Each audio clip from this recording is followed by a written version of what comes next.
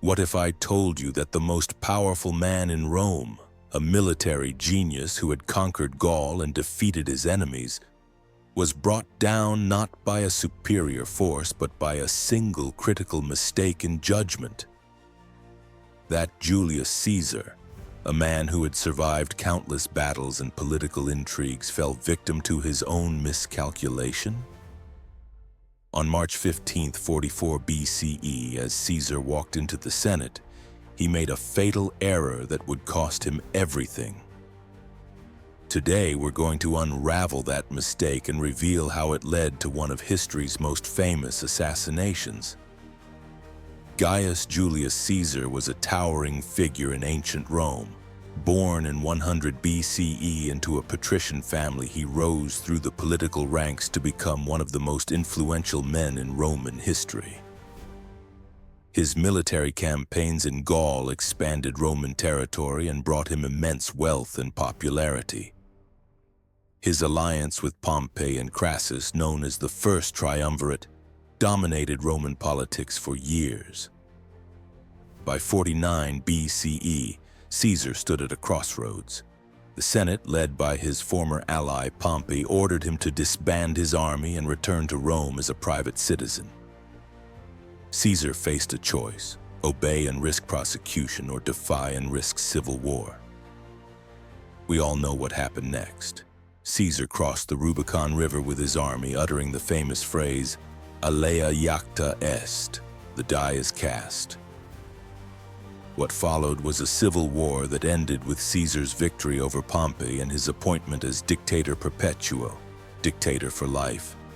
Caesar had achieved what no Roman before him had: absolute power. He implemented reforms, reorganized the government, and planned new military campaigns, including an invasion of Parthia. But Caesar's rise to power had created enemies. Many senators feared that Caesar would destroy the Roman Republic and establish a monarchy. They resented his growing power, his disregard for senatorial traditions, and his apparent ambition to become king. On the Ides of March, March 15, 44 BCE, these fears came to a head.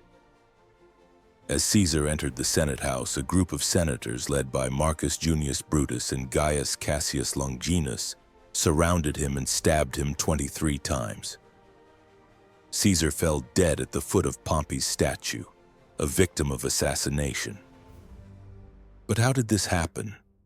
How did a man as politically astute and militarily brilliant as Caesar fail to see the plot against him? The answer lies in a critical mistake, a miscalculation that would prove fatal. In this video, we'll explore that mistake, unravel the conspiracy that ended Caesar's life, and examine how his death changed the course of Roman history. To understand Caesar's fatal mistake, we first need to examine his rise to power and the opposition that grew against him. Caesar's political career was marked by ambition, brilliance, and a willingness to take risks. After serving as quaestor in Spain and aedile in Rome, Caesar was elected Pontifex Maximus, chief priest of Rome, in 63 BCE. This position gave him immense influence and immunity from prosecution. In 60 BCE, he formed the First Triumvirate with Pompey and Crassus, an alliance that allowed them to dominate Roman politics despite senatorial opposition. Caesar's governorship of Gaul from 58 to 50 BCE was a turning point. His conquest of Gaul brought him enormous wealth, military glory, and the loyalty of his battle-hardened legions. He wrote commentaries on his campaigns which were widely read in Rome and enhanced his reputation as a military genius.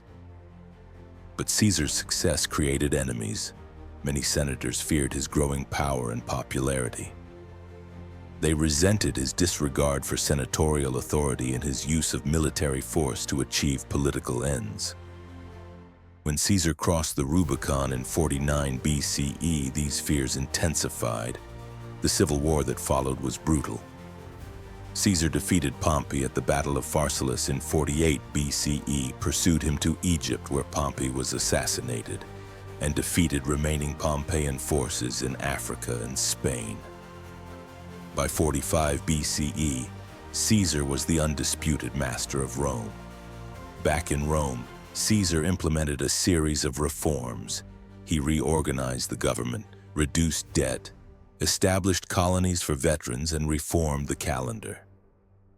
He also granted citizenship to residents of provinces outside Italy, a move that angered many traditionalists. But it was Caesar's assumption of the title Dictator Perpetuo, dictator for life, that alarmed his opponents most. In the Roman Republic, dictatorship was traditionally a temporary position granted in times of crisis. By making himself dictator for life, Caesar appeared to be setting himself up as a king, a role anathema to Roman Republican values. Caesar's behavior only fueled these suspicions. He began to dress like a king, wearing a purple toga and laurel wreath. He had his statue placed alongside those of the ancient kings of Rome. He even sat on a gilded throne during public appearances. These actions created a growing opposition among senators who feared that Caesar would destroy the Republic. They began to plot against him, led by Brutus and Cassius. Brutus, in particular, was seen as a potential leader of the opposition. His ancestor, Lucius Junius Brutus, had led the revolt that expelled the last king of Rome and established the Republic. By involving Brutus, the conspirators hoped to give their plot legitimacy. Caesar was aware of the opposition against him. He had received warnings about potential plots. He had survived earlier assassination attempts, but he failed to grasp the full extent of the danger. He believed his power and popularity made him untouchable. This belief would prove to be his fatal mistake. As Caesar consolidated his power, warning signs of the conspiracy against him multiplied. Yet he consistently failed to recognize the danger, a fatal miscalculation that would cost him his life. One of the most famous warning signs came from a soothsayer named Spurina. According to Plutarch, Spurina warned Caesar to beware the Ides of March. When Caesar encountered the soothsayer on the way to the Senate on March 15th, he joked, "The Ides of March have come." To which Spurina replied, "Yes, but they have not yet gone." This exchange suggests that Caesar was aware of the warning but dismissed it as superstition. There were other, more concrete warnings. Caesar's wife Calpurnia had a terrifying dream the night before the Ides of March. In her dream, she saw Caesar's body streaming with blood. She begged him not to go to the Senate that day. Initially, Caesar agreed to stay home, but this decision would change. The conspirators, learning that Caesar might not attend the Senate, sent Decimus Brutus, a close friend of Caesar, to persuade him to change his mind. Decimus Brutus mocked Caesar for giving in to his wife's fears and suggested that the Senate would mock him if he failed to appear. This appeal to Caesar's pride and sense of honor was effective. Caesar agreed to go to the Senate after all. This decision reveals much about Caesar's character and his fatal miscalculation. Caesar was a man who valued his dignity and reputation above all else. He couldn't bear the thought of appearing weak or fearful in front of the Senate. This pride blinded him to the real danger he faced. Another warning sign came in the form of a letter given to Caesar by Artemidorus, a Greek teacher of rhetoric. The letter contained details of the conspiracy. As Caesar entered the Senate, Artemidorus tried to give him the letter, but Caesar, surrounded by petitioners, put it aside with other documents he intended to read later. He never got the chance. Perhaps the most telling warning sign was Caesar's own dismissal of his bodyguard. As dictator, Caesar was entitled to a personal guard of Spanish soldiers who had served with him in Gaul. But on the day of his assassination, Caesar dismissed them, saying, "I have no need of guards when I am surrounded by friends."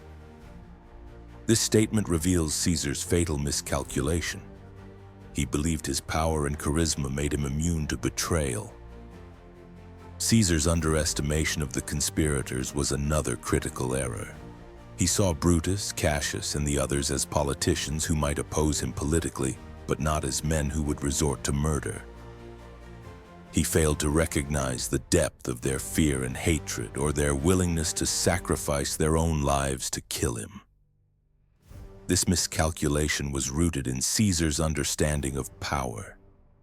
He believed that his achievements, his popularity with the people, and his control of the military made him untouchable.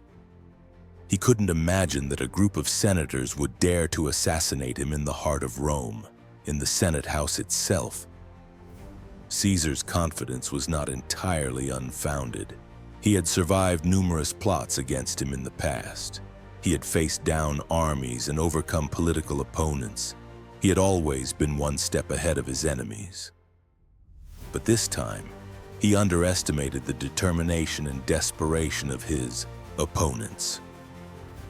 The conspirators, for their part, played their roles perfectly. They maintained a facade of friendship and loyalty, even as they planned Caesar's murder. They exploited Caesar's pride and his belief in his own invincibility. They created a situation where Caesar felt safe, surrounded by men he believed to be his friends. Caesar's fatal mistake was his failure to recognize that the rules had changed. In the past, political disputes in Rome had been resolved through debate, legislation, or at worst, exile. But the conspirators were playing by different rules. They believed that killing Caesar was the only way to save the Republic. Caesar, for all his political acumen, failed to understand this shift. On the morning of March 15, 44 BCE, Caesar made his way to the Senate house at the Theater of Pompey. The Senate had temporarily moved to this location because the Curia in the Roman Forum was under reconstruction. This change of venue would prove significant. As Caesar entered the Senate, the conspirators surrounded him. Tullius Cimber approached Caesar with a petition for the recall of his exiled brother. When Caesar dismissed the petition, Cimber grabbed Caesar's toga, pulling it down from his neck. This was the signal for the attack. Casca struck the first blow, a superficial stab to Caesar's neck. Caesar turned and grabbed Casca's arm, crying out in Latin, "Casca, you villain, what are you doing?" Within moments, the other conspirators joined in, stabbing Caesar repeatedly. Caesar attempted to escape, but he was surrounded and tripped, falling at the base of Pompey's statue. According to ancient accounts, Caesar covered his face with his toga to preserve his dignity in death. He received 23 stab wounds from the conspirators. The autopsy would later reveal that only one of these wounds was fatal. The second stabbed to his chest. The assassination was over in minutes. The senators, shocked by what they had witnessed, fled the scene. Rome was thrown into chaos. The conspirators, believing they had saved the Republic, marched to the Capitoline Hill, declaring their deed to be a tyrannicide, the killing of a tyrant. But the conspirators had badly miscalculated the public's reaction. Far from being hailed as heroes, they were met with fear and confusion. The people of Rome, who had loved Caesar, were horrified by his murder. The city descended into a state of uncertainty and panic. Mark Antony, Caesar's loyal lieutenant and consul, took control of the situation. He seized Caesar's will and his papers, positioning himself as Caesar's political heir. When the conspirators approached him asking for his support, he pretended to agree while secretly planning his next move. Antony arranged for Caesar's funeral to be held in the Roman Forum. During the funeral, he delivered a masterful speech that turned public opinion against the conspirators. He displayed Caesar's bloodied toga and read his will, which left a generous bequest to every Roman citizen. The crowd was incensed, turning against the conspirators and attacking their homes. The conspirators were forced to flee Rome, Brutus and Cassius left for the east, where they raised armies to fight against Antony and Caesar's heir, Octavian. The stage was set for another civil war that would end the Roman Republic and establish the Roman Empire. Caesar's assassination had consequences far beyond what the conspirators had intended. Instead of saving the Republic, they had doomed it. The power vacuum created by Caesar's death led to a struggle between Antony and Octavian on one side and Brutus and Cassius on the other. This struggle ended with the defeat of Brutus and Cassius at the Battle of Philippi in 42 BCE. Antony and Octavian then turned on each other, culminating in Antony's defeat at the Battle of Actium in 31 BCE. Octavian emerged as the sole ruler of Rome, taking the name Augustus and becoming the first Roman emperor. The Roman Republic was dead, replaced by the Roman Empire. The conspirators had killed Caesar to save the Republic, but they had only accelerated its demise. Their actions had not preserved republican government, but had destroyed it. The assassination of Julius Caesar was a turning point in Roman history, but its significance extends far beyond ancient Rome. Caesar's life and death offer valuable lessons about power, ambition, and the consequences of political miscalculation. Caesar's legacy is complex. He was a brilliant military commander, a charismatic leader, and a visionary reformer. His conquest of Gaul expanded Roman territory and brought wealth to Rome. His reforms improved the lives of many Romans and laid the groundwork for the Roman Empire. But Caesar was also a man who overreached, who underestimated his opponents, and who failed to recognize the changing political climate. His fatal mistake was not recognizing that his accumulation of power had created a level of fear and hatred that could only be resolved through his death. What can we learn from Caesar's mistake? First, the importance of understanding the true nature of opposition. Caesar saw the senators who opposed him as political rivals, not as enemies willing to kill him. He failed to recognize the depth of their fear and hatred, or their willingness to sacrifice their own lives to destroy him. Second, the danger of underestimating the determination of opponents. Caesar believed his power and popularity made him untouchable. He couldn't imagine that a group of senators would dare to assassinate him in the heart of Rome. This underestimation cost him his life. Third, the risks of dismissing warning signs. Caesar received numerous warnings about the plot against him, from his wife's dream to the soothsayer's prophecy to Artemidorus's letter. But he dismissed these warnings either out of arrogance or a belief in his own invincibility. Fourth, the importance of understanding when the rules have changed. In Roman politics, disputes had traditionally been resolved through debate and legislation. But the conspirators were playing by different rules, believing that killing Caesar was necessary to save the Republic. Caesar failed to recognize this shift. Finally, the unintended consequences of political actions. The conspirators killed Caesar to save the Republic, but they only accelerated its demise. Their actions led to civil war, the rise of Augustus, and the establishment of the Roman Empire. The Republic they sought to preserve was destroyed by their own actions. Caesar's assassination also offers insights into the nature of power and its limitations. Caesar had achieved unprecedented power in Rome. He controlled the military, had the support of the people, and had implemented significant reforms.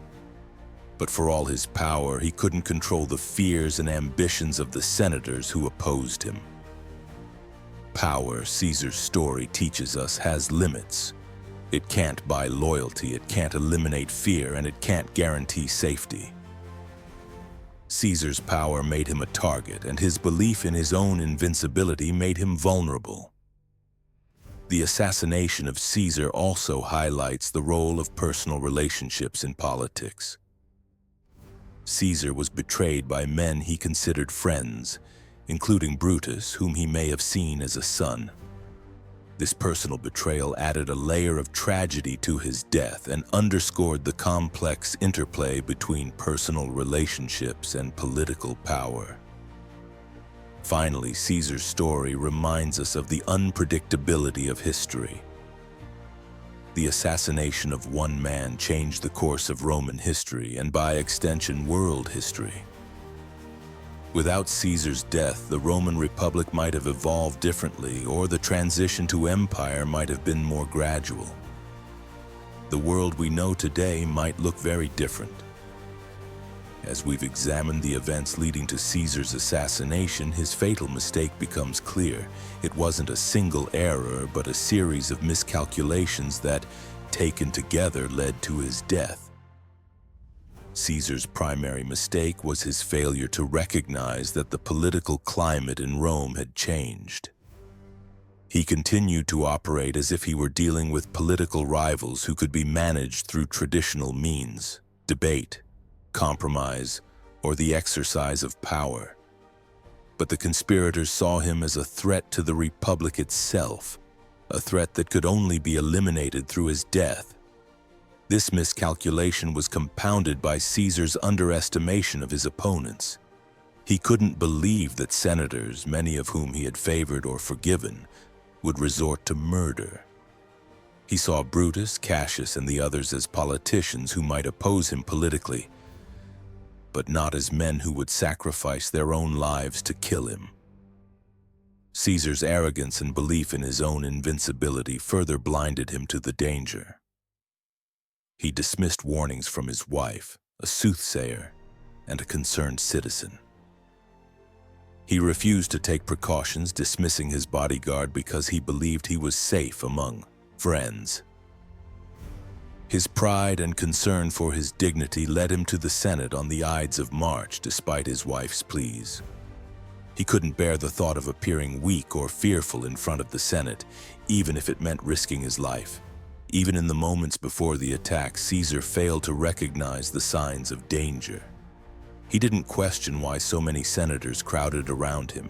He didn't wonder why Julius Caesar was so insistent about his petition. He didn't notice the concealed weapons or the nervousness of the conspirators. Caesar's fatal mistake was a failure of political judgment.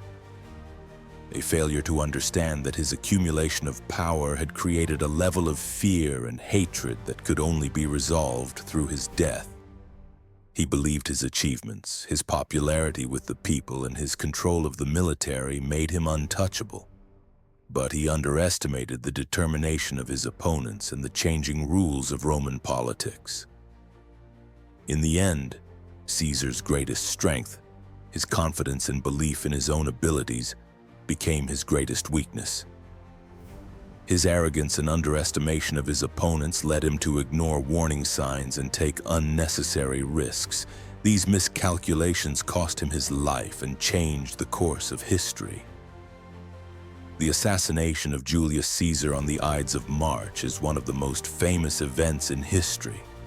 It's a story of power, ambition, betrayal, and the consequences of political miscalculation. But more than that, it's a cautionary tale about the limits of power and the dangers of underestimating opponents. Caesar's fatal mistake was not recognizing that the rules of Roman politics had changed. He continued to operate as if he were dealing with political rivals who could be managed through traditional means, while his opponents saw him as a threat to the Republic itself that could only be eliminated through his death.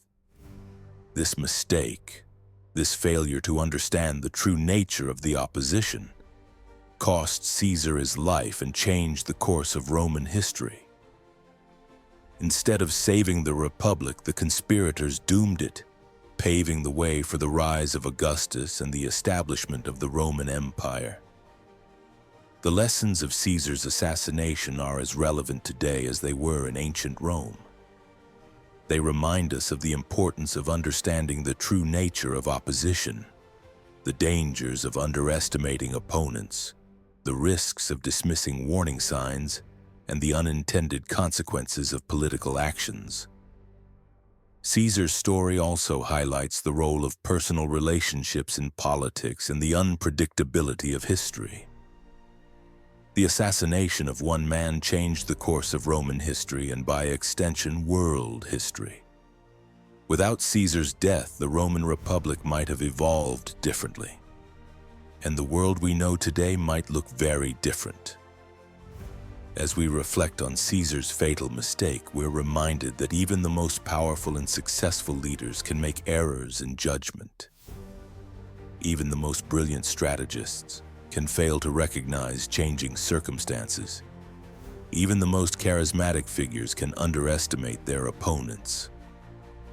The story of Caesar's assassination is not just a tale from ancient history. It's a timeless lesson about power, ambition, and the consequences of political miscalculation. It's a reminder that in politics, as in life, understanding the true nature of the situation is crucial, and underestimating opponents can have fatal consequences.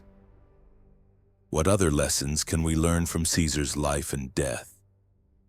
And how might history have unfolded differently if Caesar had recognized the danger he faced?